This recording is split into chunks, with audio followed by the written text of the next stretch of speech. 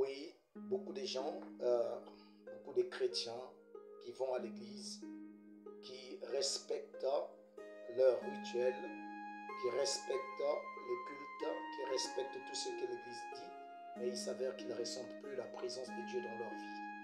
Si vous remarquez que non, vous ne ressentez plus la présence de Dieu dans votre vie, ce qui est très dangereux, parce que cela montre simplement que vous avez été anesthésié par le diable. Le diable vous amènera à aller à l'église. Le diable vous amènera à être un membre de l'église. Mais il vous enlève le goût. Il vous enlève la soif de prier. Quand vous priez ces 5 minutes, 10 minutes, c'est comme s'il n'y a même pas la profondeur dans votre prière. Quand vous partez à l'église, vous souhaitez que non, le culte puisse déjà finir pour que vous puissiez rentrer à la maison. Quand vous êtes à l'église, c'est comme si vous pensez à quelque chose d'autre. C'est très dangereux. Cela va vous amener à la perdition. Ce qu'il faut faire, c'est que vous devez revenir à votre ancien amour. Donc, faites de telle sorte que vous puissiez débarrasser ce que vous faites, les distractions du monde. Par exemple, si vous suivez des films, commencez à suivre plus de films chrétiens.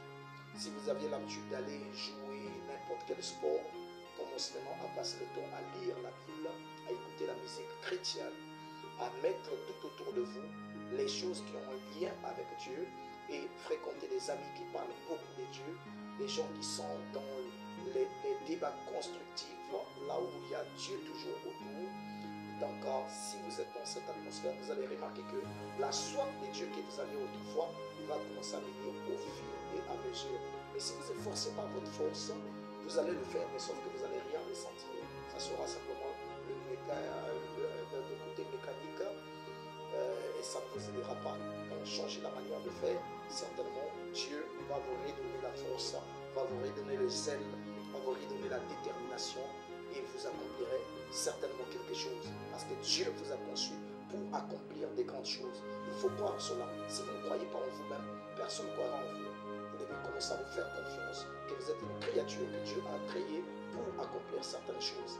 Croyez cela, croyez en Dieu et croyez en vous-même. Certainement, vous accomplirez des bonnes choses. Que le Seigneur Jésus-Christ vous bénisse richement.